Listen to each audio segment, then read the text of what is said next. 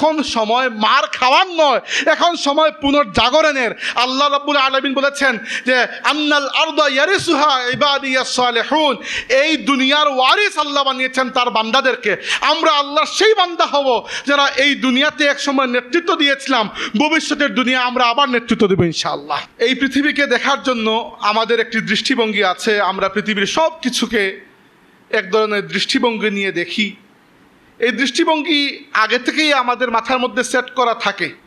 সেটিকে দৃষ্টিভঙ্গি বলতে পারেন, ইংরেজিতে বললে আমরা ওয়ার্ল্ড ভিউ বলে থাকি।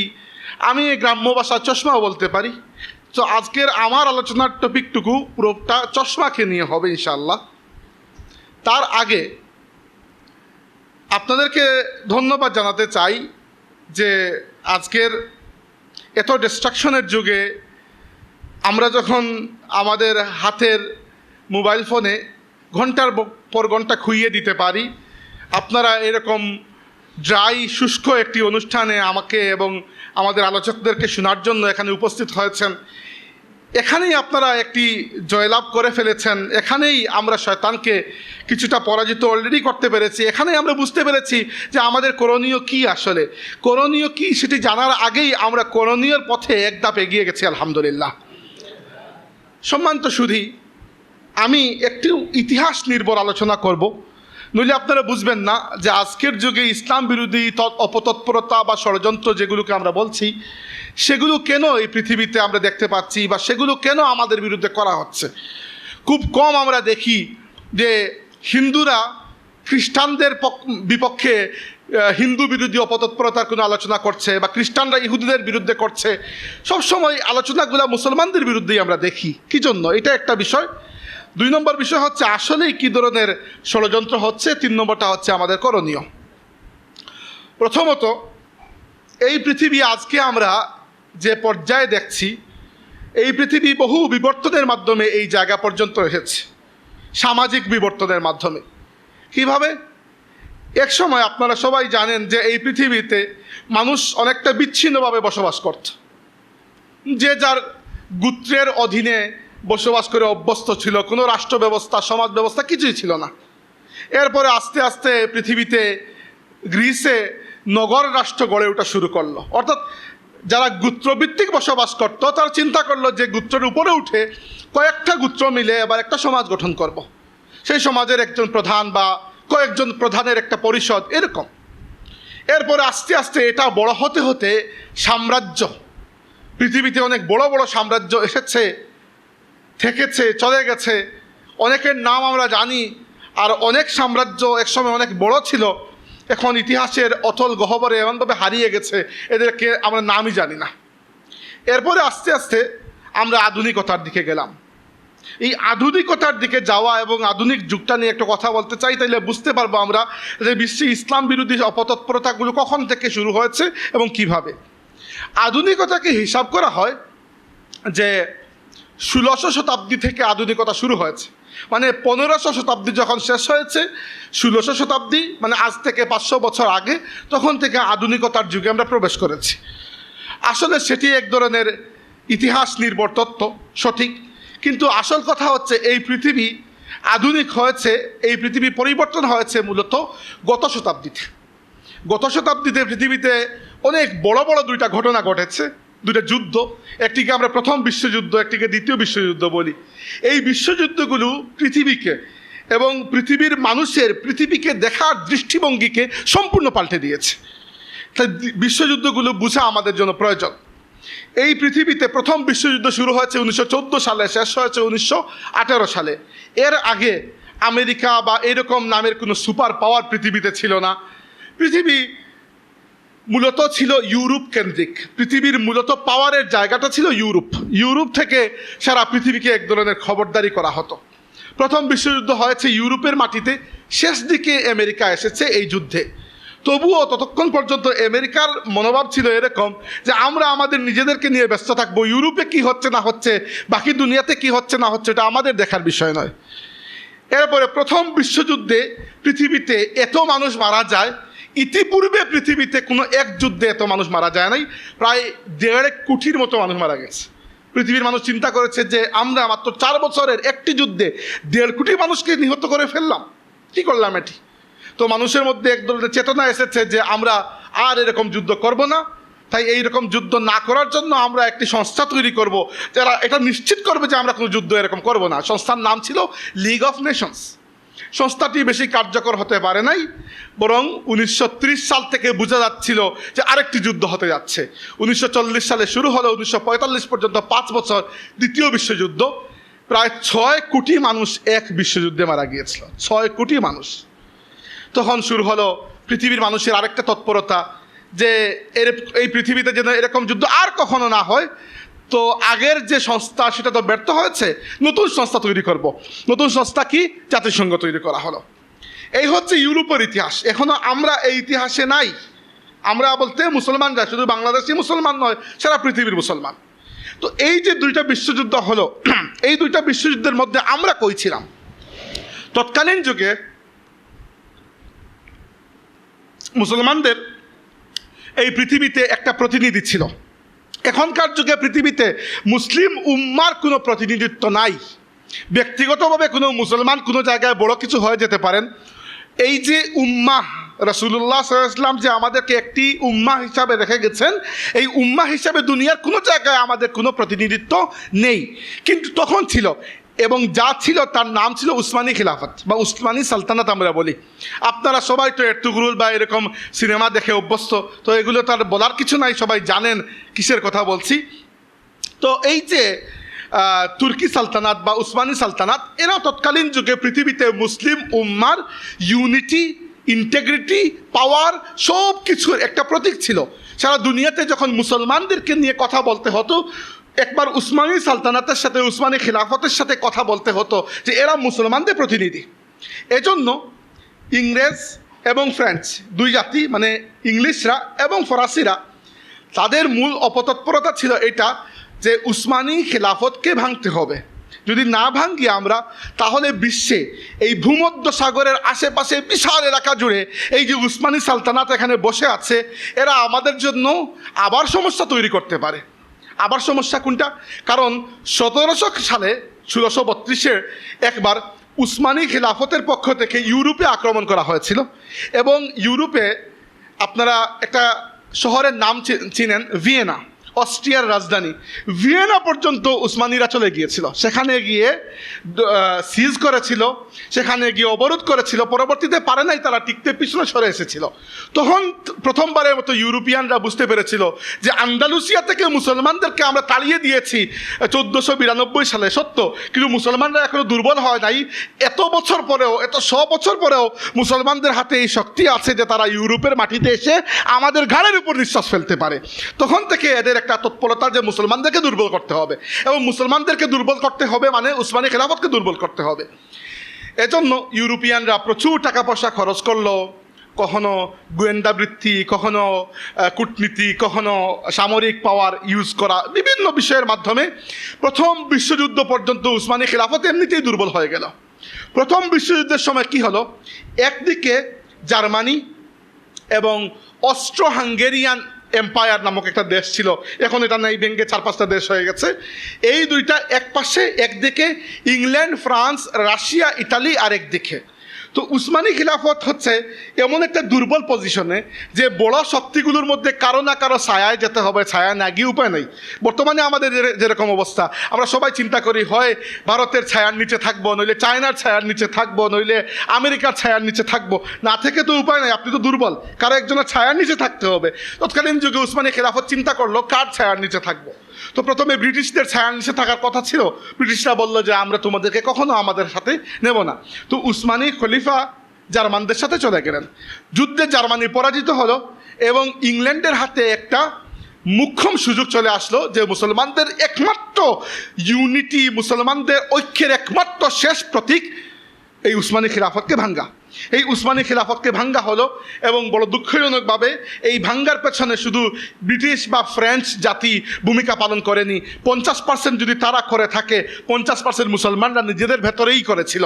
আরবদেরকে এরা আসকারা দিয়ে ওই ব্রিটিশরা মুসলমানদের বিরুদ্ধে, তুর্কিদের বিরুদ্ধে প্ররোচিত করলো, এরাও ওখান থেকে রিভল্ট করলো এবং উসমানী খিলাফত আপনারা জানেন 1922 সালে উসমানী খিলাফত ভেঙে গেল, অর্থাৎ উসমানী খিলাফতের সমস্ত পাওয়ার তুর্কি নামক একটা রাষ্ট্রের হাতে চলে আসলো। আর 1924 সালে, আজ থেকে ঠিক 100 বছর আগে, উসমানী খিলাফত নামকাওয়াস্তে যেটা ছিল, আমাদের শেষ খলিফা যিনি ছিলেন উসমানী খিলাফতের, পঞ্চম মাহমুদ তার নাম, বা পঞ্চম মাহমুদ মোহাম্মদ, উনিও ইস্তাম্বুল ছেড়ে ফ্রান্সে চলে গেলেন এবং সেখানেই তার মৃত্যু হলো। আপনারা মনে করতে পারেন যে এই বিষয়টি কি এত জোর দিয়ে বলা কি আছে? জোর দিয়ে বলা এই জন্য জরুরি যে যতদিন পর্যন্ত দুনিয়াতে আমাদের একটা প্রতিনিধিত্ব ছিল, দুনিয়াতে সব কিছু করার সময় আমাদেরকে একবার জিজ্ঞেস করা হতো। যখন থেকে আমাদের প্রতিনিধিত্ব একবারে শেষ হয়ে গেল, এরপর থেকে কিছু করার সময় কেউ আমাদেরকে আর জিজ্ঞেস করে না। বিষয়টি কত গুরুত্বপূর্ণ একবার আপনারা বুঝতে পারবেন। রাসূলুল্লাহ সাল্লাল্লাহু আলাইহি সাল্লাম ইন্তেকাল করেছেন সোমবারে এবং রাসূল সাল্লাল্লাহু আলাইহি সাল্লামকে রওজা শরীফে কবরস্থ করা হয়েছে বুধবারে, 2 দিন পরে। কি জন্য? এর একটি জরুরি কারণ ছিল যে রাসূলুল্লাহ সাল্লাল্লাহু আলাইহি ওয়াসাল্লামের পরে আল্লাহর নবীর উম্মতের উপর জিম্মাদার কে হবেন, খলিফা কে হবেন, সেটি মনোনয়ন করতে একটু বেগ পেতে হয়েছিল, একটু বিষয় নিয়ে কথাবার্তা চলছিল। শেষ পর্যন্ত আল্লাহ তাবারাকা ওয়া তাআলা এই উম্মতকে আবু বকর সিদ্দিক রাদিয়াল্লাহু আনহু দান করলেন এবং পুরো উম্মত আবু বকর রাদিয়াল্লাহু আনহুর হাতে বায়াত করলো। আপনারা চিন্তা করে দেখেন, রাসূল পাক সাল্লাল্লাহু আলাইহি ওয়াসাল্লাম ইন্তেকাল করেছেন, আল্লাহর নবী সাল্লাল্লাহু আলাইহি ওয়াসাল্লামকে কবর শরীফে রাখার আগে সাহাবীদের কাছে গুরুত্বপূর্ণ মনে হয়েছে যে আল্লাহর নবীর পরে উম্মতের জিম্মাদার কে হবেন, খলিফা কে হবেন, প্রথমে তাকে নির্ধারণ করা উচিত, এরপরে রাসূলুল্লাহ সাল্লাল্লাহু আলাইহি ওয়াসাল্লামকে আমরা রওজা শরীফে রাখবো। বিষয়টির গুরুত্ব এখান থেকে আমরা বুঝতে পারি।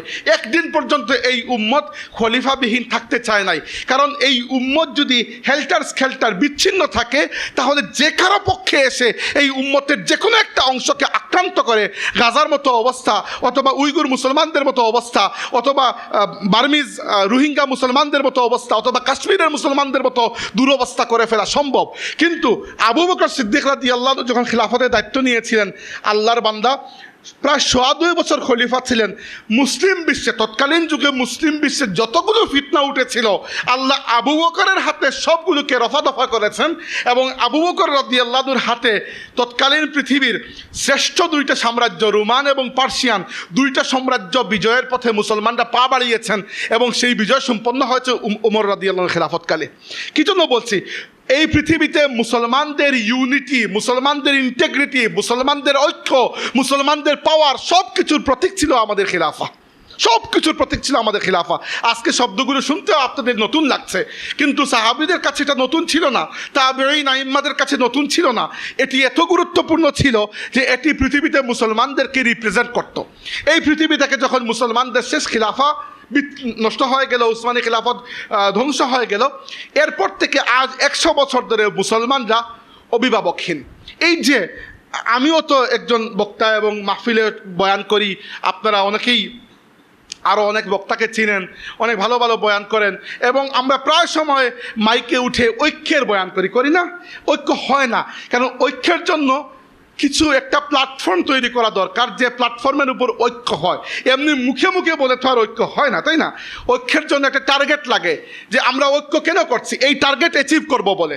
আমরা এই ঐক্য কোন জায়গায় করব, কোন প্ল্যাটফর্মে করব, এরকম একটা প্ল্যাটফর্ম দিয়েছিল আমাদের খিলাফা। এটি নাই, এজন্য আমাদের ঐক্যের কোনো প্রশ্নই আসে না, আর আমরা পৃথিবীতে রাজনৈতিকভাবেও পাওয়ার হারিয়েছি। 2 নম্বর বিষয় হচ্ছে, দ্বিতীয় বিশ্বযুদ্ধের পরে পৃথিবীতে নতুন 2টা পাওয়ার উঠে আসলো। এর আগে পৃথিবীতে মূলত পাওয়ার ছিল 2টা, একটা হচ্ছে ইংরেজ জাতি আর একটা হচ্ছে ফ্রেঞ্চ জাতি। এই 2টাকে একটু 2 নম্বর সারিতে নামিয়ে 1 নম্বর সারিতে উঠে আসলো পশ্চিম দিক থেকে America, United states of America বা মার্কিন যুক্তরাষ্ট্র, আর পূর্ব দিক থেকে রাশিয়া। এবং প্রায় 75 বছর পর্যন্ত এদের যে একটা কোল্ড ওয়ার, স্নায়ুযুদ্ধ চলেছিল, পৃথিবী পুরো 2 ভাগ। পশ্চিমারা একটি সংগঠন বানিয়েছিল, যে সংগঠনের নাম হচ্ছে নর্থ আটলান্টিক ট্রিটি অর্গানাইজেশন বা নেটো। 1991 সালে আমেরিকার চতুরতা এবং রাশিয়ার নিজস্ব বুকামির কারণে রাশিয়া ভেঙে 15 টুকরা হয়ে গেল এবং আমেরিকার সাথে টক্কর দেওয়ার মতো আর কেউ থাকলো না। এখন আমেরিকার সাথে টক্কর দেওয়ার মতো কেউ থাকলো না, এতে ক্ষতি কি? আমাদের ক্ষতি নেই, আমেরিকার ক্ষতি আছে। কারণ কি? দেখেন, আমেরিকার সবচেয়ে বড় পৃথিবীতে আমেরিকান সাম্রাজ্যের পৃথিবীতে বর্তমানে আমেরিকা সম্রাট, কিছু করার নাই, স্বীকার করতেই হবে। এই সাম্রাজ্যের সবচেয়ে বড় শক্তি আমেরিকার ডান হাত হচ্ছে আমেরিকার অস্ত্র।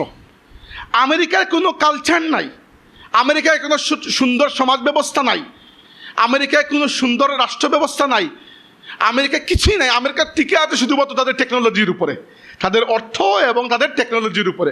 আপনি বলবেন আমেরিকার সমাজ ব্যবস্থা নাই, আপনি কীভাবে বলবেন? আপনি যান আমেরিকায়, প্রত্যেক 2 পরিবারের মধ্যে 1 পরিবার ভাঙ্গা, স্বামী স্ত্রীর মধ্যে মিল নাই, সন্তানরা মা বাবাকে ফেলে যায়, বুড়ো বুড়ো মানুষ কুকুর নিয়ে জীবনযাপন করে, কারণ সন্তানরা তাদেরকে বৃদ্ধাশ্রমে রেখে যায়। তো যেখানে মা বাবার সম্মান নাই, সেটা তো সমাজ হতে পারে না। এবার আমেরিকার এই অস্ত্র ব্যবসায় ধস নামলো।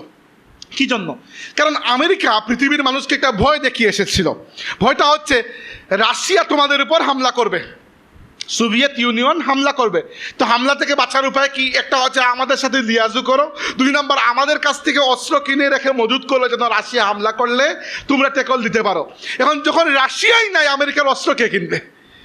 এজন্য আমেরিকার প্রয়োজন ছিল একটা শত্রু তৈরি করা, একটা শত্রু তৈরি করা। তো যখন আমেরিকার প্রয়োজন পড়লে একটা শত্রু তৈরি করা, আমেরিকাকে শত্রু তৈরি করার জন্য লাইমলাইটে বা মঞ্চে আগমন ঘটলো একজন গবেষকের। তার নাম ছিল Samuel P Huntington. Samuel Huntington 1996 সালে এটা বই লিখলেন। তিনি দেখালেন এই পৃথিবীতে 8টা সভ্যতা আছে, 8টা সিভিলাইজেশন আছে। এর মধ্যে একটা হচ্ছে পশ্চিমা সভ্যতা, মানে আমেরিকা, ইউরোপ, এরা পশ্চিমা সভ্যতা। বাকিগুলোর নাম আমি সবগুলোর বলার দরকার নাই। আর বাকি 7টার মধ্যে একটা হচ্ছে মুসলিম সভ্যতা। জানি না মুসলিম সভ্যতা দিয়ে তিনি অ্যাকচুয়ালি কী বুঝিয়েছেন, কারণ মুসলিমদের তো কোনো এক সভ্যতা নয়। ভারতীয় মুসলমানদের সাথে আরবের মুসলমানের কত পার্থক্য, কিন্তু তিনি মুসলমানদেরকে এক সভ্যতা হিসাবে দেখালেন। তিনি দেখালেন যে এই 8টা সভ্যতার মধ্যে পশ্চিমা সভ্যতাকে সবার উপরে নেতৃত্ব দিতে হবে, এবং দেওয়ার ক্ষেত্রে তাদের সামনে বাধা শুধু 2টা সভ্যতা। ধরেন 8টা সভ্যতা তারা তালিকা করেছে, একটা পশ্চিমা সভ্যতা বাদ, ওইটাই তো নেতা হবে। বাকি সামনে থাকলো 7টা। এই 7টার মধ্যে 5টা সভ্যতা কোনো ব্যাপার না, এগুলোকে আমেরিকানরা চাইলেই গিলে খেতে পারে। 2টা সভ্যতা দুনিয়াতে এরকম আছে যারা পশ্চিমা বিশ্বকে টক্কর দিতে পারে, একটা হচ্ছে চাইনিজ সভ্যতা, একটা হচ্ছে মুসলিম সভ্যতা। তখন থেকে আমেরিকার সামনে একটা কমন গোল হয়ে গেল যে যে কোনোভাবে হোক মুসলমানদেরকে দুনিয়াতে এমনভাবে উপস্থাপন করতে হবে যে সারা দুনিয়া মুসলমানদের ব্যাপারে ভীত হয়ে যায়, এবং মুসলমানদের থেকে বাঁচার জন্য আমাদের থেকে অস্ত্র কিনে, মুসলমানরা একে অন্য থেকে বাঁচার জন্য আমাদেরকে আহ্বান করে, আসেন আমাদের দেশে এসে আপনি সামরিক ঘাঁটি তৈরি করেন যেন আমরা একে অন্য থেকে বাঁচতে পারি। এই যে আপনারা যারা মাঝে মধ্যে সিনেমা বা টেলিভিশন এগুলোর খবরাখবর নেন, তারা বুঝতে পারবেন যে 90-এর দশকে আমেরিকান সিনেমায় কখনো মুসলমানদেরকে খারাপ দেখানো হতো না, বা এর আগে কখনো খারাপ দেখানো হতো না, নর্মাল। অন্য রাজ্যে যেরকম মুসলমানরা সেরকম। স্যামুয়েল হান্টিংটনের এই থিওরির পর থেকে 90-এর দশকের শেষ থেকে আজ পর্যন্ত হঠাৎ করে আমেরিকান সিনেমা, ভারতীয় সিনেমা সব জায়গায় মুসলমানদেরকে এক ধরনের রাক্ষসের মতো দেখানো শুরু করা হলো যে মুসলমানরা খারাপ, মুসলমানরা দুনিয়া লুট করে নিয়ে যায়, মুসলমানরা নারীদের উপর অত্যাচার করে, এই করে। কি জন্য?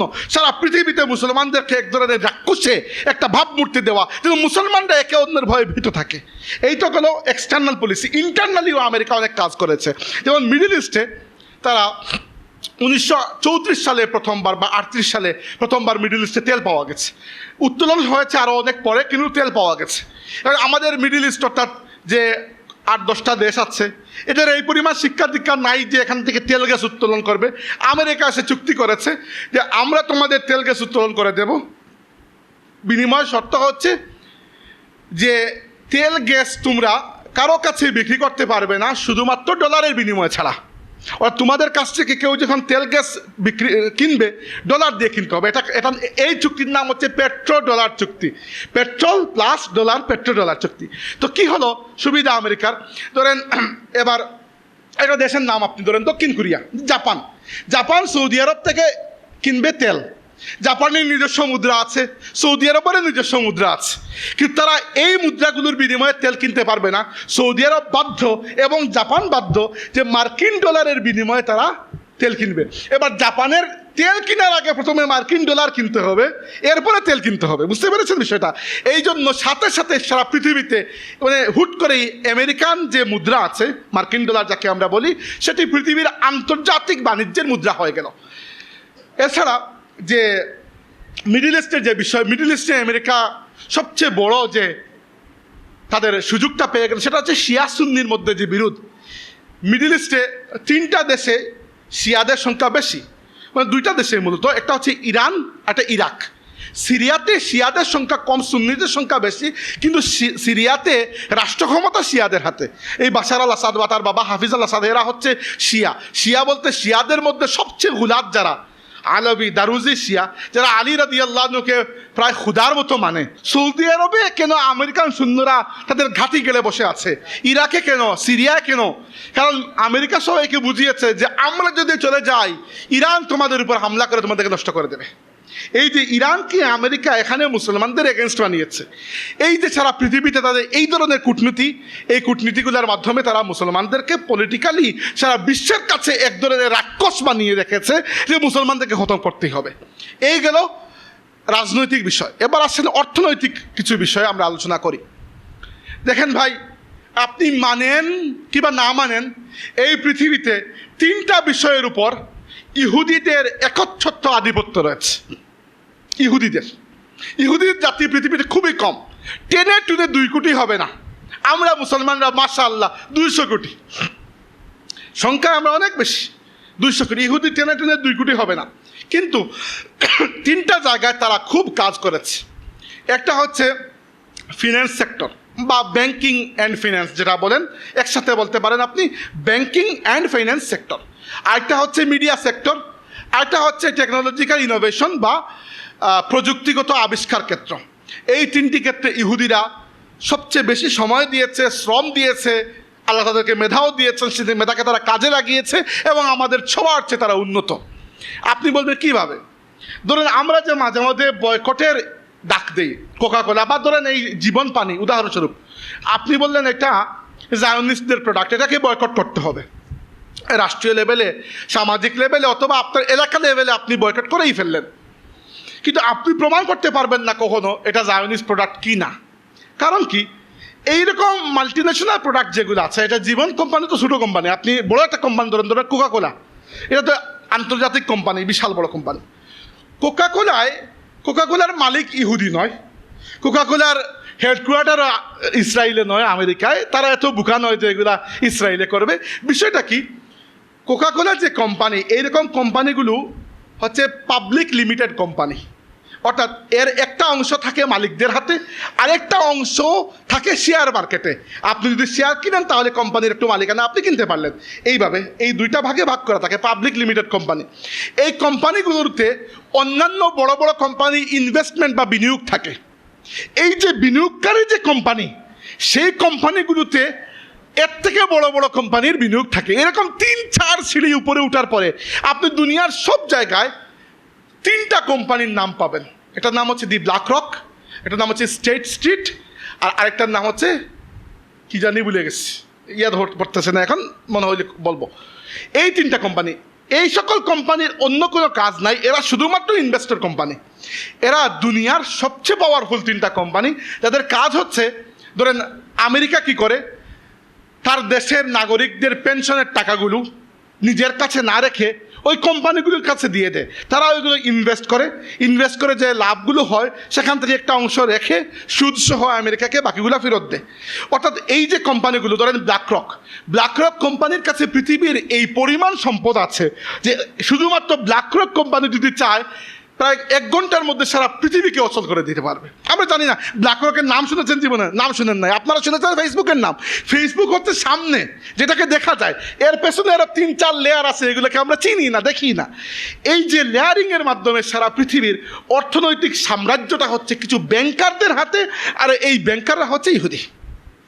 এভাবে এই যে মিডিয়াগুলো আপনি জানেন, BBC, CNN, the guardian, Fox news ইত্যাদি ইত্যাদি, ভিন্ন ভিন্ন টিভি চ্যানেল, তাই না, ভিন্ন ভিন্ন নিউজ চ্যানেল, ভাই ভিন্ন ভিন্ন না, উপরে গিয়ে দেখবেন এদের সবগুলার মালিক গড়ে 2-3 জন ম্যাক্সিমাম। কারণ এই কোম্পানির ইনভেস্টমেন্ট ওই কোম্পানিতে, ওই কোম্পানির ইনভেস্টমেন্ট ওই কোম্পানিতে, এরকম করতে করতে গিয়ে আসল বড়বাবু যিনি, তিনি কোনো একজন ইহুদি এবং এই ব্যক্তি কোনোদিন টিভিতে আসে না। টিভিতে আসে তো ধরেন আউল ফাউল মানুষ যাদেরকে নিয়ে বক্তৃতা দেওয়ানো হয়, এরা তো আর এত পাওয়ারফুল থাকে না, টিভিতে আনে আউল ফাউল মানুষদেরকে। এই আর্ট, টেকনোলজি, মডার্ন ইনোভেশন একটার পরে একটা, এবং আমাদেরকে এইগুলোতে চেইন দিয়ে বেঁধে রাখার জন্য যে পরিমাণ সময় এবং এনার্জি তারা খরচ করে। দেখেন, আমি আলহামদুলিল্লাহ সারা জীবনই একজন পড়ুয়া মানুষ হয়ে বড় হয়েছি। পড়ুয়া মানুষ হওয়ার পেছনে যে আমার খুব বেশি মেধাবী ছিলাম এটা নয়, আমাদের সময় তেমন কিছু করারও ছিল না। বাইরে গিয়ে খেলতাম, ঘরে এসে পড়তাম, মোবাইল তো ছিল না। মোবাইল যতদিন থেকে ইউজ করা শুরু করেছি, বিশেষ করে অ্যান্ড্রয়েড ফোন বা স্মার্টফোন যেগুলা, আমার লেখাপড়ার স্তর ওইখান থেকে এখানে নেমে এসেছে। এখন শুধুমাত্র আমি সেগুলা পড়ালেখা করি যেগুলো না করলেই নয়, ফরজ একেবারে। আমার থিসিসের জন্য যেগুলো পড়া লাগে দ্যাটস ইট। মাঝে মধ্যে ওয়াজে যাওয়ার জন্য নোট করি তখন পড়া লাগে দ্যাটস ইট, আর কিছুই পড়া লাগে না, আর পড়ি না, অভ্যাস চলে গেছে। এবার চিন্তা করেন, আমাদের ভবিষ্যৎ যারা আসবে, আমাদের বাচ্চা কাচ্চারা, এরা তো জন্মের পর থেকে মোবাইল পেয়ে যাবে, তো এদের আর পড়ার অভ্যাসই গড়ে উঠবে না। এবার কিছু মানে পৃথিবীর একটা বিশাল অংশ শুধুমাত্র সেই সকল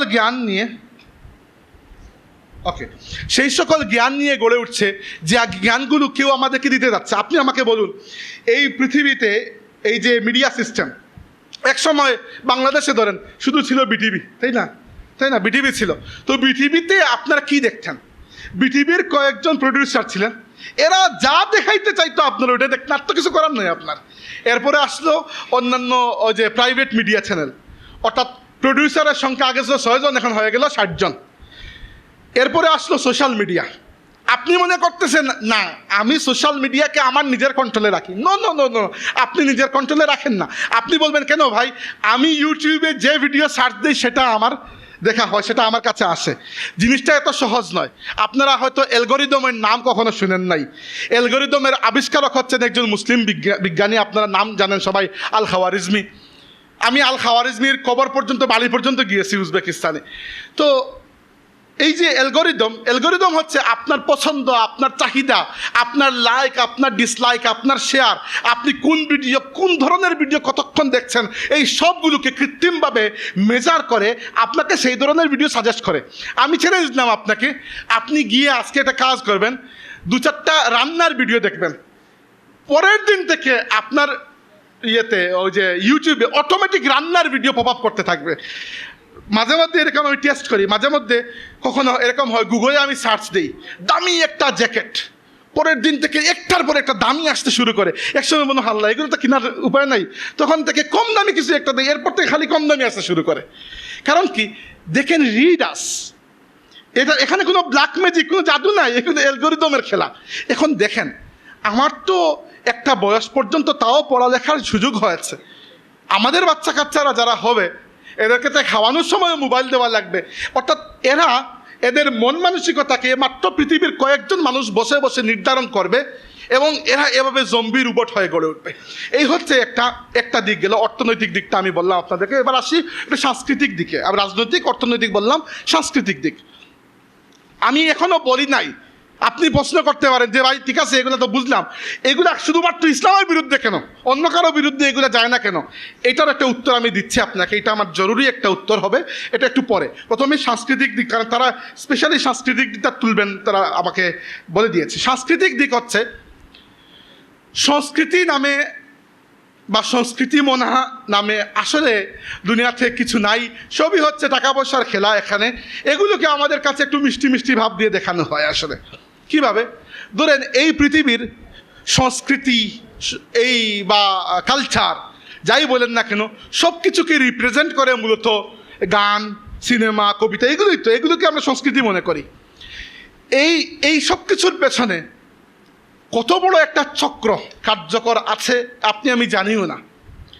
আপনি একটু সিনেমা জগতের কথা, আমি ভালো উদাহরণ দিচ্ছি, আপনি জানেন না যে হঠাৎ করে সারা পৃথিবীতে টার্কির সিরিয়াল এরতুগরুল হয়ে গেল, জনপ্রিয় হয়ে গেল।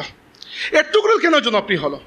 আপনি যদি এর্তুগরুল বা ওই সময়কার ইতিহাস পড়েন, আই ক্যান চ্যালেঞ্জ ইউ, সারা পৃথিবীর যত কিতাব খাতা আছে সবগুলো খুঁজে এর্তুগরুল বা ওই সময়ের ইতিহাস আপনি 1.5-2 পৃষ্ঠার বেশি পাবেন না। আপনি বললেন এত লম্বা সিরিয়াল কীভাবে বানাইলো? কারণ হচ্ছে তুর্কি চাচ্ছে তাদের সভ্যতা, সংস্কৃতি, তাদের ভাষা এগুলোকে দুনিয়াতে একটা প্রভাবশালী ভাষা সংস্কৃতিতে রূপান্তরিত করতে। তাই তারা যা কিছু আছে অথেন্টিক তার সাথে একটু মিক্স মশলা মিশিয়ে একটা সিরিয়াল তৈরি করেছে। আপনি মনে করতেছেন এটা শুধুমাত্র টিভি সিরিয়াল না, তুর্কি সফটলি নিজেকে সারা দুনিয়াতে রিপ্রেজেন্ট করতে চাচ্ছে এটার মাধ্যমে, এটা আমরা বুঝতে পারছি না। একইভাবে আমি পৃথিবীতে প্রায় 15-16টি দেশে সফর করেছি। মাঝে মধ্যে বেশিরভাগ সময় মানুষ আমাকে দেখে প্রথমে হয় ইন্ডিয়ান নিলে পাকিস্তানি মনে করে, পরে আমি যখন বলি বাংলাদেশ, তারা ভুল নয়, কারণ ইন্ডিয়া পাকিস্তান বাংলাদেশের মানুষ দেখতে একই রকম। তো সারা পৃথিবীতে পাকিস্তানের পরিচয় হচ্ছে বিরিয়ানি, আর ইন্ডিয়ার পরিচয় হচ্ছে শাহরুখ খান। মানে মূল পরিচয়, সারা পৃথিবীর মানুষ ভারত বলতে শাহরুখ খানকে চিনে, আর পাকিস্তান বলতেই চিকেন বিরিয়ানিকে চিনে।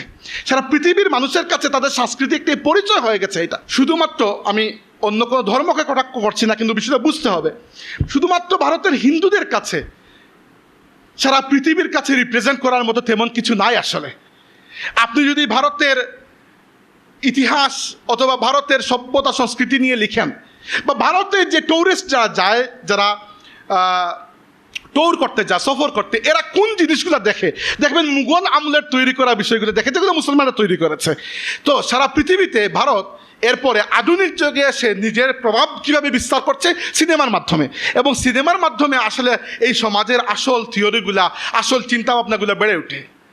এবার আপনি সাংস্কৃতিকভাবে দেখেন সারা পৃথিবীতে বর্তমানে সাংস্কৃতিক বা কালচারাল লিবারালাইজেশন চলছে। কিভাবে? সংস্কৃতির মা কে আসলে? সংস্কৃতির মা হচ্ছে ধর্ম। ধর্ম ছাড়া পৃথিবীর কোনো সংস্কৃতি হয় না, সংস্কৃতি অচল। পৃথিবীতে যত সংস্কৃতি আপনি আমাকে দেখান না কেন, আমি এর পিছনে কোনো না কোনো ধর্মের কোনো না কোনো রূপ, হয় সঠিক রূপ নইলে বিকৃত রূপ আমি আপনাকে দেখিয়ে দিতে পারবো। তো আমাদের সংস্কৃতির হর্তাকর্তা যারা, তারা বুঝতে পেরেছেন যে হায়া দেখানোর মধ্যে যত পয়সা, বেহায়ামি দেখানোর মধ্যে তার চেয়ে বেশি পয়সা।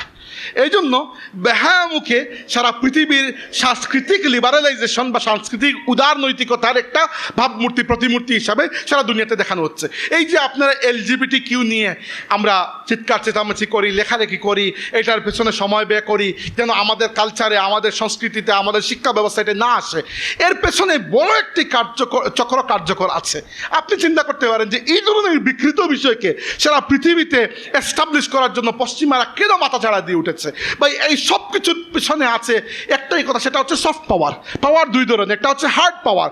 আমেরিকার হার্ড পাওয়ার কি? তার অস্ত্র, তার টাকা পয়সা। আর আমেরিকার সফট পাওয়ার কি? এই ধরনের সাংস্কৃতিক বেহায়াপনা, যেগুলো দিয়ে একটা সমাজ এবং রাষ্ট্রকে দীর্ঘমেয়াদে একটা ক্ষতি পৌঁছানো যায়। আপনি কি মনে করেন ভারত এবং পাকিস্তানের যে ডিভাইড হয়েছে, ভাগ হয়েছে, এটা কে করেছে? ভারতীয় এবং পাকিস্তানিরা মিলে করেছে? না, একজন ব্রিটিশ উকিল, আইনজীবী, তার নাম হচ্ছিল রেডক্লিফ, তাই না? Daniel Radcliffe. উনি জীবনে কখনো ভারতেও আসেন নাই, পাকিস্তানেও আসেন নাই। তিনি মানচিত্র নিয়ে নিজের ইচ্ছা মতো কেটে কেটে টুকরো টুকরো করে ভারত পাকিস্তান দুই দেশ আলাদা করে দিয়েছেন। কি জন্য? কারণ এখানে যদি চিরস্থায়ী শান্তি, সৌহার্দ্য, সুন্দরতা এস্টাবলিশ হয়ে যায়, তাহলে পশ্চিমাদের এখানে ফিরে আসার আর কোনো উপায় নাই। আর এখানে যদি একটা পেজ লাগানো থাকে, ওই পেজকে খোলার ছুতোতে তারা বারবার আসতে পারবে। এই জন্য আমরা কাশ্মীরের মতো অবস্থাগুলো দেখি, এই জন্য আমরা ফিলিস্তিন দেখি। গত 3-4 দিন আগেও জাতিসংঘে ফিলিস্তিনকে পূর্ণ রাষ্ট্র হিসাবে স্বীকৃতি দেওয়ার জন্য রেজলিউশন পাস করা হয়েছিল। পৃথিবীতে মাত্র 8টা দেশ ছাড়া বাকি সবাই ফিলিস্তিনের পক্ষে ভোট দিয়েছে। বিপক্ষে ভোট দিয়েছে কে? অবশ্যই ইসরায়েল দিয়েছে, আর দিয়েছে আপনার আমেরিকা। আর বাকি যে দেশগুলো দিয়েছে এগুলোর নাম আপনারা জানেন না, ওইগুলো তেমন কোনো দেশও নয়। প্রশান্ত মহাসাগরে কিছু কিছু ছোটো ছোটো দ্বীপ রাষ্ট্র আছে যারা আমেরিকার টাকায় চলে, এটার নামও আপনারা জানেন না। এরা আমেরিকার কথায় কথায় ভোট দেয়। বাকি শক্তিশালী রাষ্ট্রের মধ্যে শুধু আমেরিকার বিপক্ষে ভোট দিয়েছে। কি জন্য? কারণ জাতিসংঘে যদি ফিলিস্তিনের এই ইস্যুকে জিয়াইয়ে রাখা না যায়, এটাকে যদি চিরস্থায়ী সমাধান করা হয়ে যায়, তাহলে আমেরিকার খবরদারির কোনো জায়গা থাকলো না মিডিল ইস্টে আমেরিকার খবরদারিকে বহাল রাখার জন্য ফিলিস্তিনকে পরাধীন হিসাবে, ইসরায়েলকে এই একটা জানোয়ারের ভূমিকায় রাখা আমেরিকার জন্য খুবই জরুরি, যেন আমেরিকা বারবার এটাকে ফিরে আসতে পারে। সাংস্কৃতিকভাবে আরও অনেক কিছু আপনারা দেখতে পারেন। যেমন ধরেন বাংলাদেশের নাটক সিনেমা, আপনি মনে করতে পারেন বাংলাদেশের নাটক সিনেমা এগুলো বাংলাদেশের প্রডিউসাররা বানায়, আসলে হুদাই কথা। এই সব কিছুর পেছনে একটা কন্ট্রোলিং পাওয়ার আছে। একটা মানুষ নাটক সিনেমা বানাইতে যাবে, আপনি একটা বই লিখলেন, চিন্তা করলেন এই বই থেকে আমি একটা সিনেমা বানাবো, আপনার কি এত কয়েকশো কোটি টাকা আছে যে আপনি ইনভেস্ট করতে পারবেন? নাই। আপনি যাবেন কার কাছে? ব্যাংকের কাছে, ভাই সিনেমা বানাবো, টাকা দেন, কত? 200 কোটি। ব্যাংক তো আর টাকা বানায় না, ব্যাংক অন্য কারো কাছ থেকে নিয়ে এসে আপনাকে দেবে। ব্যাংক আনবে অন্য কোনো ব্যাংকের কাছ থেকে, ওই ব্যাংক অন্য কোনো ব্যাংকের কাছ থেকে। উপরে যেতে যেতে দেখবেন ওই ব্ল্যাক রক বা স্টেট স্ট্রিটের মতো কোনো প্রতিষ্ঠান উপরে বসে আছে। তো যারা এই বিষয়গুলোকে রান করে তারা তো আপনার লাভের জন্য করছে না, তাদের নিজের লাভের জন্য করছে। এই হচ্ছে ওভারঅল আপনাকে একটা ধারণা আমি দিলাম যে সারা পৃথিবীতে বর্তমানে এই যে মুসলিম বিরোধী একটা বা ইসলাম বিরোধী একটা অপতৎপরতা চলছে এবং এর রেজাল্ট কী হয়েছে। আমি প্রথমে বলেছি যে উসমানী খিলাফতকে ধ্বংস করার আগ পর্যন্ত এগুলা করা এত সহজ ছিল না, এরপরে সহজ হয়েছে কী জন্য? কারণ উসমানী খিলাফত যতদিন পর্যন্ত ছিল, শেষ সময় পর্যন্ত এসেও মুসলমানদের সারা পৃথিবীর সামনে চুক তুলে কথা বলার মতো কেউ একজন প্রতিনিধি ছিল। আপনারা কল্পনা করতে পারবেন না, একটাকে ছোটো ঘটনা বলি। আপনারা রেশমি রুমাল আন্দোলনের নাম শুনেছেন, এবং রেশমি রুমাল আন্দোলনের প্রতিকৃত যিনি দেওবন্দের প্রথম ছাত্র এবং পরবর্তীতে তিনি দেওবন্দের প্রধান শায়েখ হয়েছেন, শায়েখ মাহমুদ হাসান দেওবন্দি, উনাকে ব্রিটিশরা বন্দি করে ইউরোপের দেশ মাল্টায় কয়েদখানায় বন্দি করে রেখেছিল। তো উনি একদিন ব্রিটিশ এক জেনারেলকে বললেন যে আপনারা আমাদের উসমানী খিলাফতকে ভাঙ্গার জন্য এত উঠে পড়ে লেগেছেন কী জন্য? আমাদের উসমানী খিলাফত এমনিতেই দুর্বল, নামকে বাঁচতে আমাদের একজন খলিফা আছেন, কোনো পাওয়ার টাওয়ার কিছুই নাই, থাকুক আমাদের একজন খলিফা, আপনারা উসমানী খিলাফতকে ভাঙ্গার জন্য এত উঠে পড়ে কেন লেগেছেন? তখন ওই ব্রিটিশ জেনারেল বলেছিল যে মৌলানা, আমিও বুখা নই আর আপনিও তো বুখা নন, আপনিও জানেন আমিও জানি যে আপনাদের খিলাফত নামক যে ছোট্ট একটা প্রতিষ্ঠান আছে এখনও, মানে মোমবাতি নিভার আগে যেরকম টিমটিম করে জ্বলে এরকম জ্বলতেছে, বেশি কোনো পাওয়ার নাই। ওই নিভু অবস্থায় যদি খেলাফতের পক্ষ থেকে জিহাদের ডাক দেওয়া হয়ে যায়, পৃথিবীর অর্ধেক মুসলমান মাথায় কাফর বেঁধে জিহাদে নেমে আসবে। এটা আপনিও জানেন, আমরাও জানি। এই জন্য আপনাদের খিলাফত নামক প্রতিষ্ঠানকে না ভাঙ্গা পর্যন্ত পৃথিবীতে আমাদের সাম্রাজ্য বিস্তার করার কোনো উপায় নাই। এবং এই 100 বছর ধরে আমাদের যে খিলাফত ব্যবস্থা নাই, তার পরিণাম আমরা ভোগ করছি কীভাবে? ধরেন 2017 সালের কথা চিন্তা করেন, মায়ানমারে রোহিঙ্গা মুসলমানদের উপর যে বর্বর জুলুমটা হলো, আমি তখনও জানতাম, আল্লাহকে সাক্ষী রেখে বলছি এখনও জানি না এর কোনো বিচার হয়েছে, না কখনো এর কোনো বিচার হবে। আপনি চিন্তা করতে পারেন, আপনি মিছিল দেন, জাতিসংঘ বিচার চাই, জবাব চাই, জাতিসংঘ আপনার বিচার আর আপনার জবাব দেওয়ার জন্য বসে নাই, জাতিসংঘকে এই জন্য প্রতিষ্ঠাও করা হয় নাই।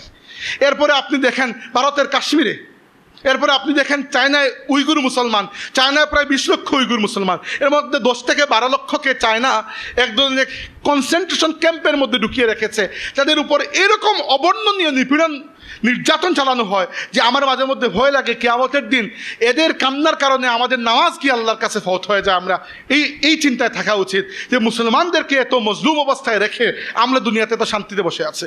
এরপরে ফিলিস্তিন তো আপনার চোখের সামনে। এবার এগুলোর সমাধান কি? আপনি চিন্তা করতে পারেন এগুলোর সমাধান কি? এই সব কিছুর সমাধান এক জায়গায়, সেটা হচ্ছে আমরা আমাদের আসল আত্মপরিচয় ভুলে এই যে পশ্চিমাদের বানিয়ে দেওয়া এই বিশ্ব ব্যবস্থায় এমনভাবে আটকে গেছি যে দুনিয়াকে আমরা এই দৃষ্টি দিয়ে দেখি। আমি প্রথমে বলেছিলাম চশমার কথা, ফিরে আসি চশমার দিকে। চশমা আমি বলেছিলাম যে আজকে চশমার কথা বলবো।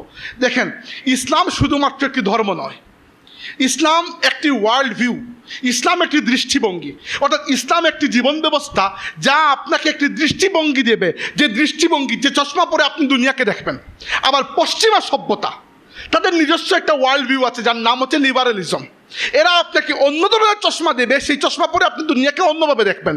নর্মাল জিনিস, আমার সামনে একজন বসে আছে, আমি কালো চশমা লাগালাম, ওই ব্যক্তির পরনে যদি নেভি ব্লু কাপড় থাকে ওটাও কালো লাগবে, কারণ আমার চশমাটা কালো। আর আমি যদি সাদা চশমা লাগাই তাহলে ওই ব্যক্তির পরনে যদি ইয়েলো থাকে তবুও সাদা লাগবে, কারণ আমার চোখের চশমা সাদা। স্বাভাবিকভাবে আপনার দৃষ্টিভঙ্গি যেরকম, দুনিয়াও আপনার সামনে এরকম হয়ে উঠবে।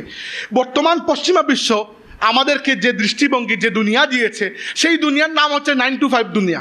অর্থাৎ সেখানে আমরা মজদুরের মতো 9টা থেকে 5টা পর্যন্ত খাটবো, খেটে আমরা কিছু বেতন পাবো এবং আমাদের এই খাটাখাটুনির মাধ্যমে এই কোম্পানির উন্নতি হবে, কোম্পানি সব দুধ মালাই নিয়ে যাবে, আমাদেরকে ঘোড়ার মতো একটু চারা দিয়ে যাবে যে পরের দিন আমরা আবার কাজে আসতে পারি। এবং এর পেছনে আপনি খুঁজে দেখবেন ইহুদিদের ষড়যন্ত্র আছে, কারণ ইহুদিরা বিশ্বাস করে তারাই হচ্ছে এই পৃথিবীতে আল্লাহর একমাত্র প্রিয় মনোনীত, এবং তারা বলতে বলতে এটাও বলে নাহনু আবনাউল্লাহি ওয়া আহিব্বাউ, আমরা আল্লাহর পুত্র, নাউজুবিল্লাহ, আল্লাহর সন্তান এবং আল্লাহর প্রিয়তম পাত্র। আর বাকি দুনিয়ার মানুষকে তারা বলে গোয়ামস অথবা জেন্টাইল বলে, মানে অমানুষ, বন মানুষ টাইপের মানুষ, যাদেরকে আমরা মানুষ মনে করি না।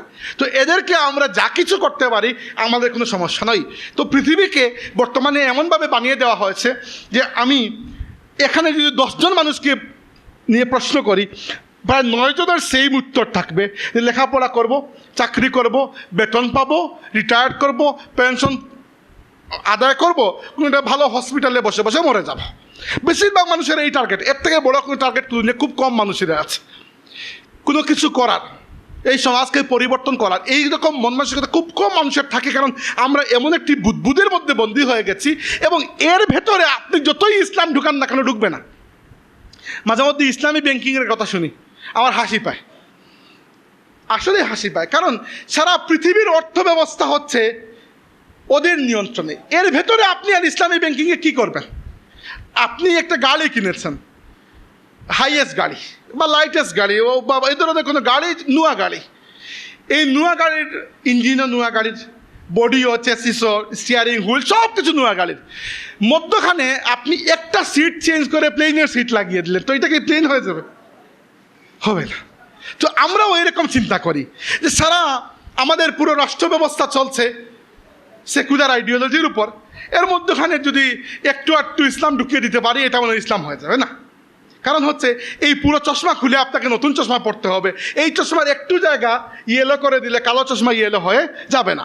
আবার এরকম দেখেন, আমার এই পৃথিবীতে যত মুসলমান জাকাত দেওয়ার জন্য সক্ষম, আমি আমাদের মুসলমানদের গবেষণা বলছি না, ইউরোপিয়ান বিভিন্ন নির্ভরযোগ্য বিশ্ববিদ্যালয়ের গবেষণার কথা বলছি আপনাদেরকে, যে পরিমাণ জাকাত এই পৃথিবীতে মুসলমানরা প্রতি বছর উত্তোলন করে আর ডিস্ট্রিবিউট করে, এই পরিমাণ জাকাতকে একটা কেন্দ্রীয় সিস্টেমের মাধ্যমে সুনিপুণভাবে যদি ডিস্ট্রিবিউট করা যেত, তাহলে বাকি বাদ দেন, পৃথিবীতে অন্ততপক্ষে মুসলমানদের মধ্য থেকে দারিদ্র্য খতম হয়ে যাচ্ছে। আমি কসম করে বলছি আপনাকে, বিষয়টা এরকমই। আপনি পৃথিবীর বড় বড় গবেষকদের গবেষণা খুঁজে দেখবেন, অথচ জাকাত ব্যবস্থা তো আমরা গড়ে তুলতে পারিই নাই শেষ পর্যন্ত। আমরা ব্যক্তিগতভাবে জাকাত দিই, কিন্তু সাহাবায়ে কেরামের যুগে, খুলাফায়ে রাশিদের যুগে জাকাত ব্যবস্থা ব্যক্তিগত লেভেলে ছিল না। অর্থাৎ পুরো বিষয়টা এবার এখানে এসে আমার মনে পড়ে রাসূলুল্লাহ সাল্লাল্লাহু আলাইহি ওয়াসাল্লাম সেই হাদিস, আল্লাহ নবী সাল্লাম বলেছিলেন, লাতুনকাদান্না উরাল ইসলামি উরওয়াতান উরওয়াতান,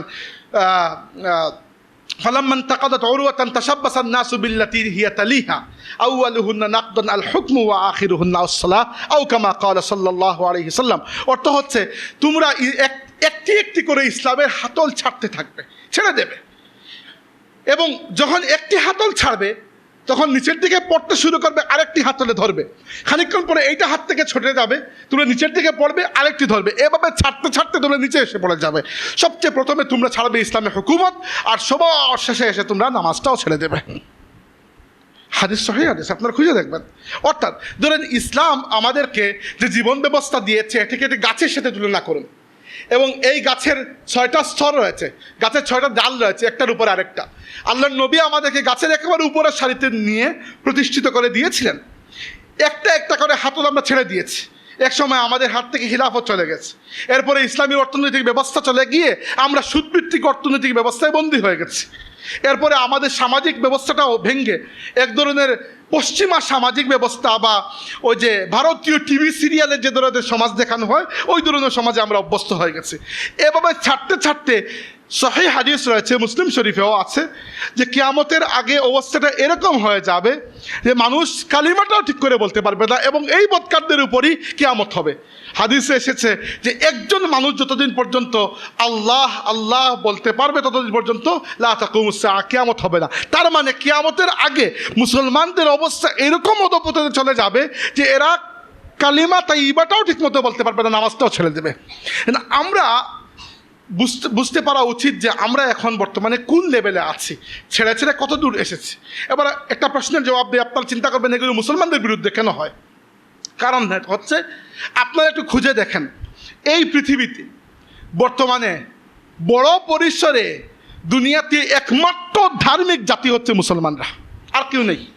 হ্যাঁ, মুসলমানদের পরে দুনিয়াতে আরেকটা ধার্মিক জাতি আছে ইহুদিরা, যারা তাদের নিজস্ব ধর্ম মানে, কিন্তু ইহুদিদের সংখ্যা অত্যন্ত কম, 1.5-2 কোটির মতো হবে। মুসলমানরা 190 থেকে 200 কোটির মতো। তো আপনার কি মনে হয়, শয়তান যে আল্লাহকে চ্যালেঞ্জ করে এসেছিল যে আল্লাহ আমি তোমার সমস্ত বান্দাদেরকে জাহান্নামে নিয়ে যাওয়ার অ্যাটলিস্ট চেষ্টা তো করব, চেষ্টা না করে আমি ছেড়ে দেব না, ওলা তাজিদু আকসারাহুম শাকিরিন, আল্লাহ বেশিরভাগ বান্দাকে তুমি শুকরগুজার বান্দা হিসেবে পাবে না, বরং কুফরানে নিয়ামত কাফির বান্দা হিসেবে পাবে। তো শয়তানের এই অপতৎপরতা পৃথিবীতে বর্তমানে রাইজ চলছে, এবং এজন্য সারা পৃথিবীর অবস্থাটা হচ্ছে এরকম যে খুঁজে খুঁজে বের করো ধার্মিক জাতি, ধার্মিক সভ্যতা, এখনো ধর্ম মানে, এখনো আল্লাহকে স্বীকার করে এরকম জাতি দুনিয়াতে কারা আছে? 2 জাতি পাওয়া যায়, মুসলিম আর ইহুদি। ইহুদিরা তাদের যা কিছু কিতাবাদি আছে এগুলোকে অন্তত পক্ষে মানে, কিন্তু ইহুদিদের সংখ্যা বড় কম। একদিকে হিজবুল শাইতান দাঁড়িয়ে আছে, আরেকদিকে হিজবুল্লাহ দাঁড়িয়ে আছে। একসময় হিজবুল্লাহ ছিল মুসা আলাইহিস ইসলামের উম্মত, একসময় হিজবুল্লাহ ছিল ঈসা আলাইহিস ইসলামের উম্মত। এখন দুনিয়াতে হিজবুল্লাহ বলতে মুহাম্মদুর রাসূলুল্লাহ ইসলামের উম্মত, গুনাহগার হোক যা কিছু হোক, এরাই আহলে কিবলা হয়ে বেঁচে আছে। এই জন্য দুনিয়াতে যখন LGBTQ মুভমেন্ট, সমকামিতা, রূপান্তরকামিতা অর্থাৎ ট্রান্সজেন্ডার, এইরকম যে কোনো বিকৃত মতবাদ বের হয়, দুনিয়াতে প্রতিবাদ করার মতো একটা জাতি আছে মুসলমানরা। এই জন্য দুনিয়াতে দেশ বিদেশে সব জায়গায় তৎপরতা সবসময় ইসলাম বিরোধী হয়, তৎপরতা কখনো হিন্দু ধর্ম বিরোধী হয় না। আপনি বলেন হিন্দু ধর্ম বা ইন্ডিয়ান সভ্যতা এখন যে পর্যায়ে চলে গেছে, হলিউড আর বলিউডের মধ্যে কি পার্থক্য? কোনো পার্থক্য আছে? নাই। জাপান, কোরিয়া, এদের মধ্যে কোনো ধরনের মোরালিটি বেঁচে আছে? কিছুই নেই। এই পৃথিবীতে একটা জাতির মধ্যেই বেঁচে আছে, একটা জাতিই আছে যারা দুনিয়াতে আল্লাহর নাম নিয়ে টিকে আছে, এরা হচ্ছে মুসলমানরা। এজন্য আমি এবার যাই যে আমাদের করণীয় সম্পর্কে। সব কিছু বলতে পারলাম না, সব কিছু একসাথে বলা হুট করে সম্ভব নয়। অনেক কথা আছে যেগুলো সবসময় মনেও হয় না, আর সবসময় সব ধরনের অডিয়েন্স থাকেও না। আমরা কি করতে পারি? আসুন আমরা এটা তো বুঝতে পারলাম, যতদিন পর্যন্ত মুসলমানদের একটি ইউনিটি ছিল, দুনিয়াতে ঐক্য ছিল, পাওয়ার শো করার মতো একটা ব্যবস্থা ছিল, ততদিন পর্যন্ত আমাদের কিছু বলার মতো একটা সক্ষমতা ছিল। এখন আর এটা নাই। এটাকে কীভাবে ফিরিয়ে আনা যায়? এবার এটাকে ফিরিয়ে আনতে হলে আমাদেরকে বুঝতে হবে, আমরা যখন, আপনারা নিশ্চয়ই বড় রশি দেখেছেন, দড়ি, এই দড়ি অনেকগুলো সুতাকে পেঁচিয়ে পেঁচিয়ে দড়ি বানানো হয়। এবার ওই সুতাগুলো যখন নিচ থেকে খুলে দেবেন আপনি, তখন এটিকে হুট করে এরকম আবার পেঁচ দিলে দড়ি হবে না, যেভাবে খুলেছেন ওইভাবেই আবার ঠিকমতো লাগাতে হবে, তাইলে একটা দড়ি আবার খোলার পরে আপনি বাঁধতে পারবেন। মুসলমানরা বর্তমানে রাষ্ট্রীয়, অর্থনৈতিক, সামাজিক, পারিবারিক লেভেল পর্যন্ত প্রত্যেকটা জায়গায় আমরা আল্লাহর দিন থেকে এত বেশি সরে গেছি যে আবার মূল থেকে আমাদেরকে মূলের দিকে ফিরে যেতে হবে। এই জন্য আমি আপনাদের কাছে একটা প্রস্তাব রাখতে চাই, সেটা হচ্ছে আমার তরুণ ভাইয়েরা যারা এখানে আছেন, এলাকা ভিত্তিক আপনাদের সবার কিছু না কিছু পাওয়ার আছে। পাওয়ার বলতে কিছু না কিছু ইনফ্লুয়েন্স আছে। আপনার 2-4 জন বন্ধু আছেন, ডাকলে এরা আসে, আপনি নামাজে গেলে এরা সাথে যায়, আপনি বাজারে গেলে এরা সাথে যায়। এদেরকে নিয়ে এলাকা ভিত্তিক, মসজিদ ভিত্তিক ছোটো ছোটো দিনী সার্কেল গড়ে তুলতে পারেন আপনারা। এটাই আমার কাছে বর্তমানে খুবই জরুরি মনে হচ্ছে। দিনী সার্কেল মানে কি? দিনী সার্কেলের অনেকগুলো কাজ হতে পারে। একটা কাজ হতে পারে যে মানুষকে মসজিদমুখী করা, ছোটো ছোটো বাচ্চাদেরকে মসজিদমুখী করা। দ্বিতীয়ত হচ্ছে ছোটো হলেও একটা পাঠাগার এবং স্টাডি সার্কেল গড়ে তোলা। এবং একটা পাঠাগার বা স্টাডি সার্কেল কী করতে পারে সেটা আপনি এখন বুঝবেন না, একটা জেনারেশন পার হওয়ার পরে আপনি বুঝবেন। যদি আমরা কিছু মানুষ চেষ্টা করি কিছু পাঠাগার বা স্টাডি সার্কেল গড়ে তোলার মাধ্যমে, বা আলোচনা সাপ্তাহিক বা এই ধরনের, এগুলোর মাধ্যমে মানুষের জেহেন কীভাবে পরিবর্তন হয়, এক জেনারেশনের পরে বাংলাদেশের 4/1 মানুষের জেহেনকে আপনি পরিবর্তন করতে পারবেন, কোনো অসুবিধা নেই। জেহেনকে এইভাবে পরিবর্তন করা হয়েছে। আপনার কি মনে হয় যে মুসলমানরা আল্লাহর জন্য মরতে রাজি ছিল, এরা এখন ফজরের নামাজের জন্য উঠতে চায় না, কিন্তু ফ্লাইট আবার 4:30টার সময় হলে উঠতে চায়? এই পরিবর্তন কি হুট করে হয়ে গেছে? হয় নাই। এই পরিবর্তনের পেছনে টেলিভিশন দায়ী, মোবাইল দায়ী, ইন্টারনেট দায়ী। আমিও এই পরিবর্তনের শিকার। তার মানে কেউ না কেউ চেষ্টা করেছে আমাদেরকে আল্লাহর দিন থেকে বিমুখ করতে। অতএব আমাদেরকেও হুট করে স্বপ্ন দেখলে হবে না যে আমি এক বক্তৃতা দিলাম আর সবাই আল্লাহর দিনে ফিরে আসলো, না, এটা হবে না। আমার এবং আপনার সবাই মিলে এই তৎপরতা চালাতে হবে যে আল্লাহর দিন থেকে যেরকম আমরা বিমুখ হয়ে গেছি সেভাবে কীভাবে এক পা করে আল্লাহর দিনে আবার আমরা ফিরে আসি। তার জন্য কি করতে পারেন, আমার একটাই আপনাদের কাছে পরামর্শ, সেটা হচ্ছে আপনারা এলাকা ভিত্তিক স্টাডি সার্কেল গড়ুন। আমি আপাতত এটুকু বললাম, স্টাডি সার্কেল কিভাবে হবে, পাঠাগার কিভাবে হবে, বা দিনী সার্কেল যেটা বললাম কিভাবে হবে, সে ব্যাপারে বিস্তারিত জানার জন্য আপনারা যে কোনো সময় আমার সাথে যোগাযোগ করতে পারেন। I am all time available, just one message away. আমি জার্মানিতে থাকি আর সানডে থাকি, মোবাইল তো আমার সাথে আছে, তাই না? তো মোবাইলে হোয়াটসঅ্যাপ আছে, ফেসবুক আছে, সবাই আমার, এখানে এমন কেউ নাই যিনি আমাকে চিনেন না বা আমার সাথে কানেক্টেড নয়। অতএব আমি আপনার এক মেসেজ দূরে। আমাকে জিজ্ঞেস করবেন যে ভাই আপনি একটা কথা বলেছিলেন যে এলাকা ভিত্তিক আমরা একটা সার্কেল গড়ে তুলবো, জাস্ট আর কিছু না, দরকার নাই হোয়াটসঅ্যাপ একটা গ্রুপ আপনার এলাকার 10-12 জন তরুণদেরকে নিয়ে মাঝে মধ্যে 2-4টা বই সাজেস্ট করা, মাঝে মধ্যে একসাথে বেরিয়ে একটা মাঠে বসে কিছু আলোচনা করা যে আমাদের এলাকায় 3-4 জন যুবক আছে যারা নেশায় জড়িত হয়ে যাচ্ছে, এদেরকে নেশা থেকে কীভাবে ফিরিয়ে আনা যায়, অথবা স্বাভাবিকভাবে যে সবাই মিলে ভালো কিছু দেখা, ভালো কিছু পড়া, একটা বই একজন পড়ে এসেছে এটা নিয়ে আলোচনা করা। এইভাবে কি হয়, এইভাবে মানুষের জেহেন পরিবর্তন হয়ে যায়। একবার জেহেন পরিবর্তন হয়ে গেলে মানুষ রাতকে দিন, দিনকে রাত করে ফেলতে পারে। ভাই রাসূলুল্লাহ সাল্লাল্লাহু আলাইহি ওয়াসাল্লাম ইসলামের দাওয়াত শুরু করার পরে 13 বছর মক্কা শরীফে ছিলেন। ওই 13 বছর মক্কার জমিনে 360টা মূর্তি ছিল, আল্লাহর নবী নিজের হাতে একটা মূর্তিও ভাঙেন নাই। ভেঙেছেন? একটা মূর্তি ভাঙেন নাই। অথচ কারেন্ট ছিল না, বিদ্যুৎ কিছুই নাই। রাতের অন্ধকারে যদি বিলালকে বলতেন যে একটা মূর্তি চুপি চুপি ভেঙে আসো, কেউ বুঝতে পারতো? ইব্রাহিম আলাইহিস সালাম মূর্তি ভাঙেন নাই? ভেঙেছেন। আল্লাহ নবী ভেঙেছেন? ভাঙেন নাই। কি জন্য? যারা মূর্তি বানাতো আল্লাহর নবী এদের ব্রেনকে পরিবর্তন করে দিয়েছেন, এরা নিজের হাতে মূর্তি ভেঙে দিয়েছে। মক্কা বিজয়ের সময় রাসূলুল্লাহ সাল্লাল্লাহু আলাইহি ওয়াসাল্লাম একটা মূর্তি ভেঙেছে সর্বোচ্চ, বা 2টা, জাস্ট লাঠি মুবারক তুলে বলেছেন অকুল জা আল হক ওয়া যাহাকাল বাতিল ইন্নাল বাতিলা কানা যাহুকা। মূর্তি থেকে মূর্তিগুলো পড়ে গেছে, 1-2টা। বাকি বেশিরভাগ, বাকি সব মূর্তি কারা ভেঙেছে? এক সময় যারা নিজের হাতে মূর্তি বানিয়েছিল, আল্লাহর নবী এমন ইনজেকশন দিয়েছেন এরা নিজে মূর্তি ভেঙে দিয়েছে। তো আমরা এটা করতে পারি, আমরা একটা জেনারেশনকে টার্গেট করতে পারি যে এই যে উঠতি জেনারেশন, এদের জেহেনকে আমরা পরিবর্তন করব। এটা আমারও টার্গেট, এটা আপনারও টার্গেট হওয়া উচিত। এই জন্য আপনাকে ওয়াজ করা লাগে ওয়াজ করবেন, ফেসবুকে লেখা লাগে লিখবেন, ব্লগ করা লাগে ব্লগিং করবেন, যা কিছু করা লাগে ডোর টু ডোর মানুষের দুয়ারে দেওয়া লাগে যাবেন, মাদ্রাসার শিক্ষকতা করা লাগে করবেন, মসজিদে খতিব হওয়া লাগে হবেন। এই সব কিছুই দিনের খিদমত। প্রত্যেকটা দিনের খেদমতের একটা নির্দিষ্ট গণ্ডি আছে, কিন্তু কোনো নির্দিষ্ট উদ্দেশ্য এত ছোটো নয়। প্রত্যেকটা খেদমতের উদ্দেশ্য হচ্ছে আল্লাহর দিন কায়েম করা। হ্যাঁ, গণ্ডি যার যারই আলাদা। আমার গণ্ডি একটা, মাদ্রাসার উস্তাদের গণ্ডি একটা, মসজিদের ইমামের গণ্ডি একটা, ছাত্রের গণ্ডি আর একটা, কিন্তু সবার উদ্দেশ্য এক। এই উদ্দেশ্যগুলোকে যদি আমরা কোনো একটা লেভেলে গিয়ে একসাথে জুড়তে পারি, তাহলে আমরা বুঝতে পারবো আসলে জেনারেশন চেঞ্জ হয়ে যাচ্ছে। আপনি একবার দেখেন, এই বর্তমান ইসরায়েল ফিলিস্তিন যে আগ্রাসন চলছে, এর ফলে সারা পৃথিবীতে মুসলিম তারুণ্যের মধ্যে এমন একটা জাগরণ পয়দা হয়েছে, এই জাগরণ আমরা ইতিপূর্বে খুব কম দেখেছি, তাই না?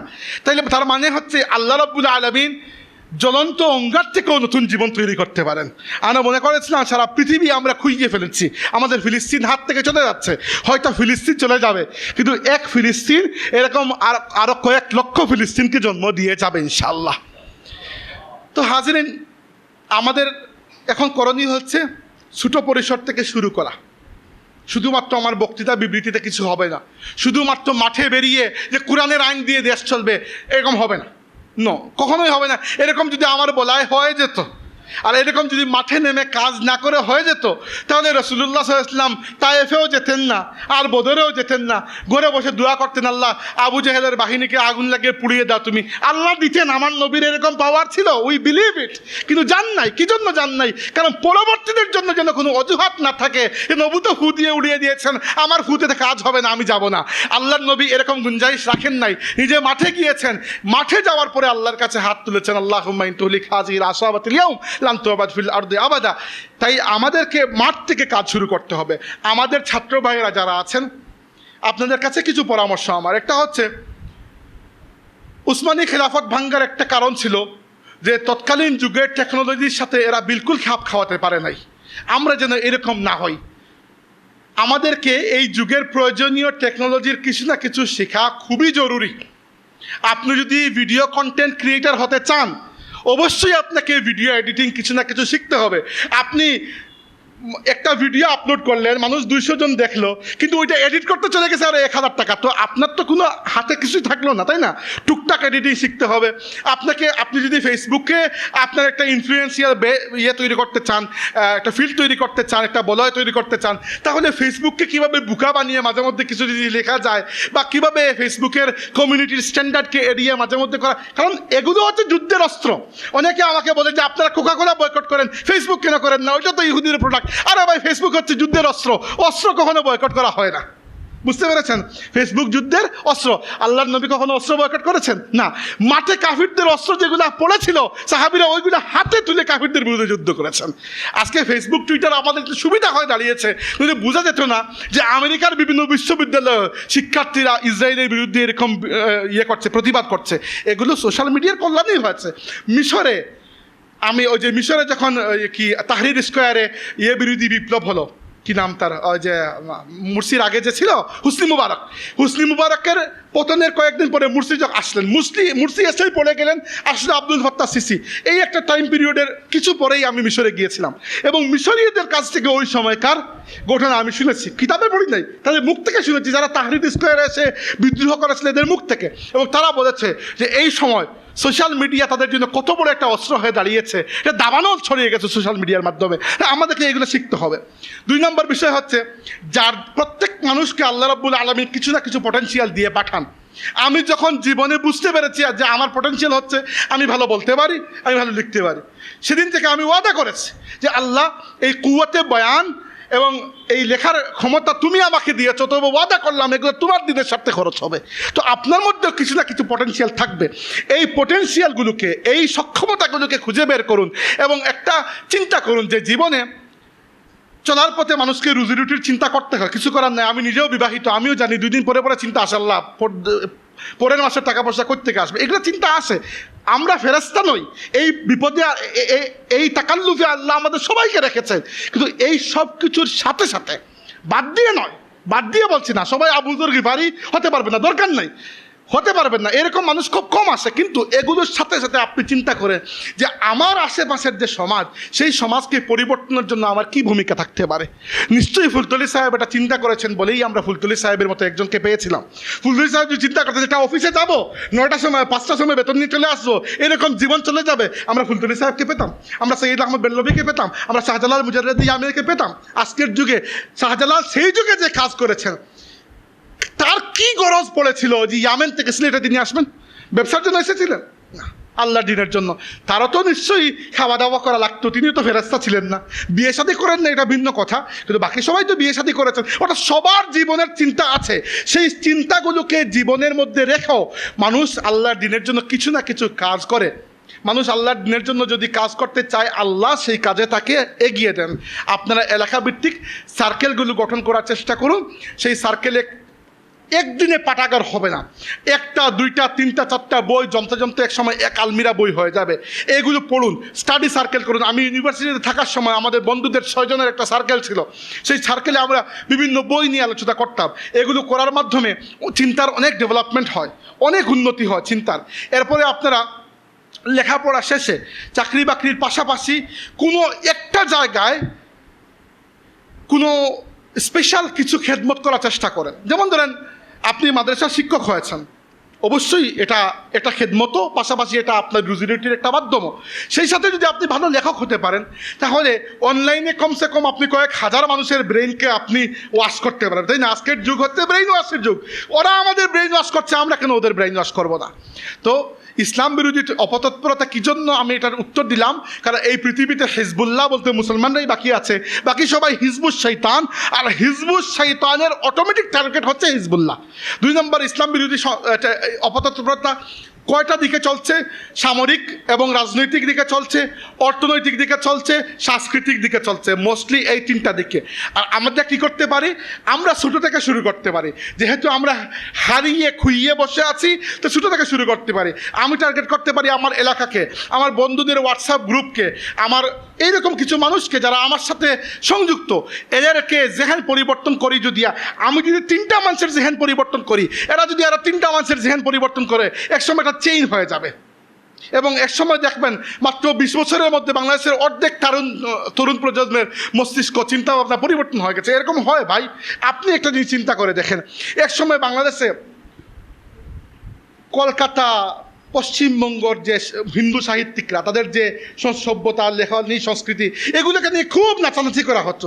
এখন আর তেমন এগুলো হয় না, কারণ যে জেনারেশন এগুলা করতো সবসময় রবীন্দ্রনাথ, এই জেনারেশনটা মারা যাচ্ছে, আস্তে আস্তে চলে যাচ্ছে। তারা ব্যর্থ হয়েছে তাদের এই চিন্তাটি আমাদের মাথা পর্যন্ত দিতে। আমরা এই চিন্তা নেই নাই, তারা ব্যর্থ হয়েছে। তাই কলকাতা ভিত্তিক যে একটা বাঙালিয়ানা, একটা হিন্দুয়ানি বাঙালিয়ানা, এটা আস্তে আস্তে চলে যাচ্ছে। এখন আসছে হলিউড থেকে, এখন আসছে আমেরিকা থেকে, তাই না? তো এইভাবে দেখেন, আমাদের শত্রুরা নিজের মার নিজেই মরে গেছে। এবার আমরা যদি আমাদের এই চিন্তা ভাবনা আমাদের বাচ্চাদের কাছে, আমাদের ছোটো ভাইদের কাছে দিয়ে যেতে না পারি, আমাদের এই ইসলামী স্বপ্নটা একসময় মিথ্যা হয়ে যাবে। এটা হতে দেওয়া যাবে না। এই ধরনের সেমিনার আমরা করব, কিন্তু এই ধরনের সেমিনারকে মাল্টিপ্লাই করতে হবে। করে করে প্রত্যেকটা মানুষ জন্য দায়িত্ব নিয়ে 3-4 জন মানুষের কাছে এই বার্তাগুলো পৌঁছে দিতে, যে এখন সময় মার খাওয়ার নয়, এখন সময় পুনর্জাগরণের। আল্লাহ রাব্বুল আলামিন বলেছেন যে আন্নাল আরদা ইয়ারিসুহা ইবাদিয়াস সালিহুন, এই দুনিয়ার ওয়ারিস আল্লাহ বানিয়েছেন তার বান্দাদেরকে। আমরা আল্লাহর সেই বান্দা হব যারা এই দুনিয়াতে এক সময় নেতৃত্ব দিয়েছিলাম, ভবিষ্যতের দুনিয়া আমরা আবার নেতৃত্ব দেব ইনশাআল্লাহ। আল্লাহ রাব্বুল আলামিন কবুল করুন। ও আখিরু দাওয়ানা আলহামদুলিল্লাহি রাব্বিল আলামিন। সাল্লাল্লাহু আলা সাইয়্যিদিনা ওয়া মাওলানা মুহাম্মদ ওয়া আলা আলিহি ওয়া সাহবিহি ওয়াসাল্লাম। আল্লাহুম্মা আমিন। আলহামদুলিল্লাহি রাব্বিল আলামিন ওয়াসসালাতু ওয়াসসালামু আলা সাইয়্যিদিল আমবিয়াই ওয়াল মুরসালিন ওয়া আলা আলিহি ওয়া আসহাবিহি আজমাইন। اللهم إنا نسألك العفو والعافية والمعافاة الدائمة في الدين والدنيا والآخرة والفوز بالجنة والنجاة من النار. اللهم إنا نسألك عيش السعداء ونزل الشهداء والحشر مع الأتقياء ومرافقة الأنبياء والنصر على الأعداء. اللهم إنا نسألك لذة النظر إلى وجهك الكريم. الله আমরা এই আয়োজনটা তুমি কবুল ফরমাও মওলা। আল্লাহ, এই ধরনের আয়োজন থেকে আমরা এই নিয়ত করে উঠবার তৌফিক দাও যে আমরা তোমার দিনের লেগে কাম করতাম মওলা। আমরা লিবাজ হিল্লা তোমার দিনের লেগে খাস করার তৌফিক দান করো আল্লাহ। আল্লাহ, আমরা এই উম্মতের লেগে খাস করার তৌফিক দান করো মওলা। দুনিয়াতে এমন কিছু হরিয়া যাওয়ার তৌফিক দাও যে কিয়ামতের ময়দানও তোমার হাবিব আমরা দিকে খুশি হয়েছেন মওলা। আল্লাহ, আমরা তোমার দিনের মুজাহিদ হিসাবে কবুল ফরমাও। এই জমিন থেকে তোমার গজবরে দূর করে দাও। এই দেশ এবং এই সারা বিশ্ব থেকে ইসলাম বিরোধী অপতৎপরতারে তুমি খতম করিয়া দাও আল্লাহ। আল্লাহুম্মা আনসুর মান নাসারা দীনা মুহাম্মাদিন সাল্লাল্লাহু আলাইহি ওয়াসাল্লাম ওয়া জাআলনা মিনহুম। আল্লাহুম্মা খযুল মান খাযালা দীনা মুহাম্মাদিন সাল্লাল্লাহু আলাইহি ওয়াসাল্লাম ওয়া লা তাজআলনা মিনহুম। আল্লাহ, তোমার কাছে ভিক্ষা চাই, বহুত বেমার মানুষ আছেন, এরার বেমারদের শিফা দান করো। বহুত বিপদগ্রস্ত মানুষ উপস্থিত হয়েছেন, এরার বিপদে তুমি দূর করে দাও। বহুত বেরোজগার মানুষ আছেন, এরার লাগি হালাল রুজির দরজা করে দাও। আল্লাহ, আমরা মা বাবা যারা জিন্দা আছেন এক হায়াত দান করো। যারা কবরবাসী হয়ে গেছেন তারা কবরের জান্নাতের বাগান বানিয়ে দাও। আল্লাহ, আমরা জীবন যত গুনাহ করে তোমার নারাজ করছি, আমরা তওবা করি আর আমরা তুমি খুশি হয়ে যাও। আল্লাহ, আমরা গড় পরিবারে তুমি নামাজি বানাইয়া দাও আল্লাহ। আল্লাহ, আমরা পরিবার দিন পরিবার আমরা গড় পরিবারে তুমি দিনদার বানাইয়া দাও আল্লাহ। আল্লাহ, আমরা গড়ে বাইরে ইজ্জত আর শান্তির জিন্দগি নসিব করো। আল্লাহুম্মা সাল্লি আলা সাইয়্যিদিনা মুহাম্মাদিন ওয়া আলা আলি মুহাম্মাদিন কামা তুহিব্বু ওয়া তারদা বি আন তুসাল্লি আলাইহি। আমিন।